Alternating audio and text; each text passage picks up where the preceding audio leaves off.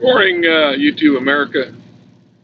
At almost 4 o'clock in the morning on Friday the 13th, there are days where there are days where you eat the bear and days where the bear eats you. I try real hard to do right by my employers and the job I work at, and try to make the schedules, and sometimes it doesn't work out the way you like it, and I end up feeling like somehow I'm the one that caused the problem here, and let everybody down. You get to work, they schedule you, no prep time, it's travel time. As soon as you get to work, you're supposed to just jump in the truck and go off to the destination and do your business. Well, it doesn't work that way. I cannot seem to get my boss to get that through his head, that it takes a minute for a couple people to get their shit together. Gotta get your stuff ready, get it prepped. We're supposed to have it prepped the day before. Well, you can't do that with everything.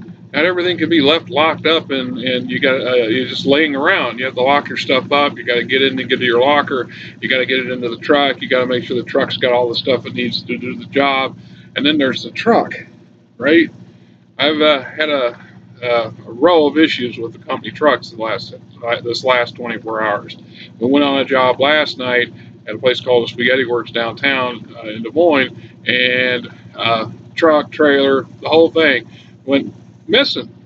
About 1:30 in the morning, ran out to the truck to get some more supplies to continue doing the work, and it's gone. Now, it was parked in an alley behind the place with a lot of don't park here, tow-away zone, all that other stuff. But we were in the middle of doing a job. We weren't just parking there for the sheer fun of leaving an unattended company vehicle in a damn alley. And we had permission by the management of the place, and yet supposedly the tow truck company says that they have a standing arrangement with the management to tow anything that's parked there. So what would have been nice if the management would have said, hey, don't park there, park over here. Or if the management that I work for had put that down on the work order, because in the past, they said, we parked on the sidewalk. Well, I don't park on sidewalk, people. It's just not what you do unless you're told to do it.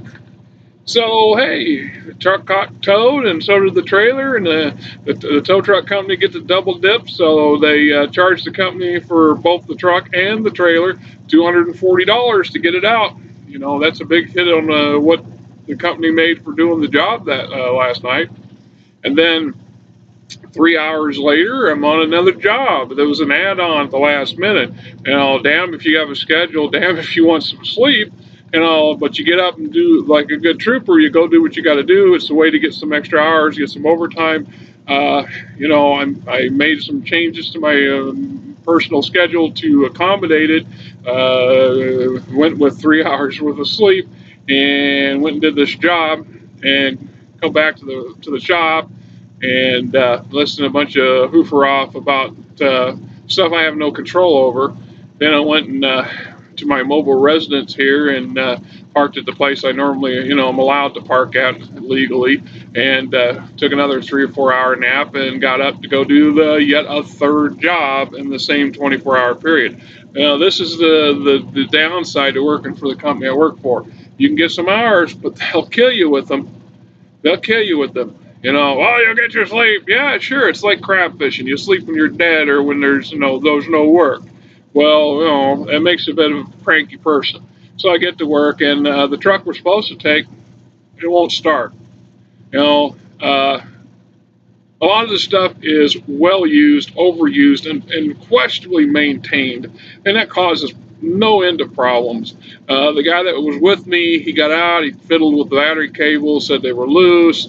It took him 10-15 minutes to get his stuff together when we got there in the first place. So we're supposed to be at a job. We'll be at the shop at 8:30, be at the job at 9. It's 20 minutes to get out there, 25 minutes to get out to where the job was on the west side, and it's not going to happen.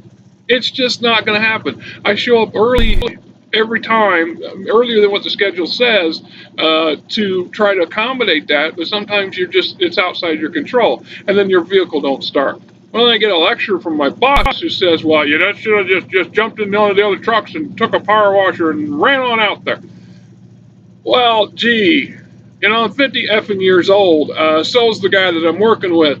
We thought for a moment we'd take just a moment and see if it was an easy fix that we could get the truck we were supposed to take up and running. And it took a couple goddamn minutes. And so when I called the customer to let them know we were going to be running late, it took a couple more minutes to get a hold of these people. And then these people are ethnically Indian from East India, you know, they can talk really when they want to talk, but then when they don't want to talk, they get really, really thick accented and dull. All of a sudden, they're like, "You're coming from Florida? Or you're coming from Florida? Who do you're coming from Florida?" I never once said nothing about coming from Florida. The word Florida never come out of my mouth, but they played stupid. By the time I got it through to them what was going on, they said, "Oh no, you come back on Monday. You reschedule Monday. We close at 9. We not gonna be here at 9 o'clock."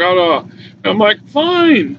Fine. So then I call my boss. It takes a minute to get a hold of him. Now it's after 9:30 or 9 o'clock, and I get a lecture on how I should have prepared a day ahead of time, which is impossible to do. But he doesn't want to hear that. Should have came in early on my own time apparently and set up everything and made sure the truck run. No, I don't work for free. I'm not a charity. I don't expect them to, uh, pay me for hours I don't work. They have no right to expect me to work hours I'm not going to get paid for. And then there's that inconvenience factor. I'm working bizarre hours as it is. I'm running short on sleep, and you want me to come in for yet another hour where it's a half hour out and a half hour back, and it cuts into my sleep time. And I haven't even been home since yesterday to see my family and my wife. I won't be home until sometime later in the morning because I was able to go on a job because one of the other people who were supposed to go on it didn't want to stay out past 2. And so I was very fortunate that the other crew leader said, "Hey, you want to go with?" And I'm always up for getting some money and hours, and then that makes me reliable. And yet I feel like I'm being treated like a punk kid. Uh, it just frustrates me. It just frustrates me to no end. I turned down a damn good job to stay with these people because I gave them my word I'd stick with them for 6 months. 6 months is up in March. This is the closest I come to telling them to take this job and stick it in their ear. Seriously, very close to telling them what to do. You know, try to do right, and it just doesn't always seem to work out the way you want it to work out.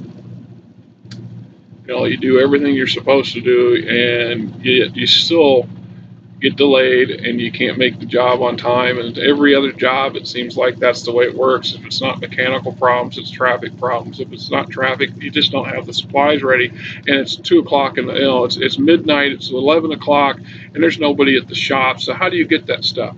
Oh, well, you're supposed to prep for that 2 days in advance. Well, that's great, except whenever somebody else needs something, they pilfer it from the other truck. So, you can't plan 2 days in advance, not with this outfit. And then you sure can't plan for mechanical failure or vehicles getting towed. You just can't. And getting sick of it. Getting sick and tired of it. And yet, at the same time, I have financial responsibilities. I have to pay about $2,000 of this thing yet, and I want that paid so I don't owe my family. My family doesn't get left with a burden, and I sure the hell don't want to owe my sister. I love my sister, but she really tries me sometimes. She really does. Just at my end of my rope sometimes, and all you can do is hang on and hope for another day and hope the next day improves.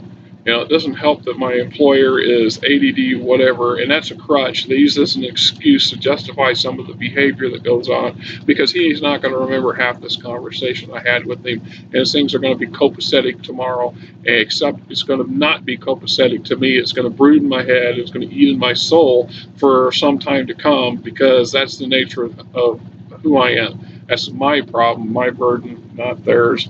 I get that, but hey, this is why I'm bitching and grousing to a bunch of people who don't give a shit anyway.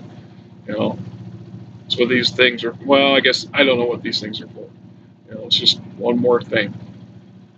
Be grateful at the same time. You feel, I don't know what I feel. It's hard to come up with words. They tell you, oh, there's 1,000 different things. There's 100 different words for, you're angry, but you're not really angry because there's 20 other emotions going on that's beneath the surface. Well, it's hard to put your fingers on a lot of that stuff. You're not geared to it. We're not raised to, men in general in this country aren't raised to be that kind of touchy feely. Sorry, but I know it's there. You know, my boss called later in the evening, and I shortly after he told me to go home, and I don't know what the call was about. Frankly, I chose not to answer my phone because I didn't trust what I was going to say. As I was, one more derogatory implication that somehow I failed to prepare for the unforeseen, is my fault.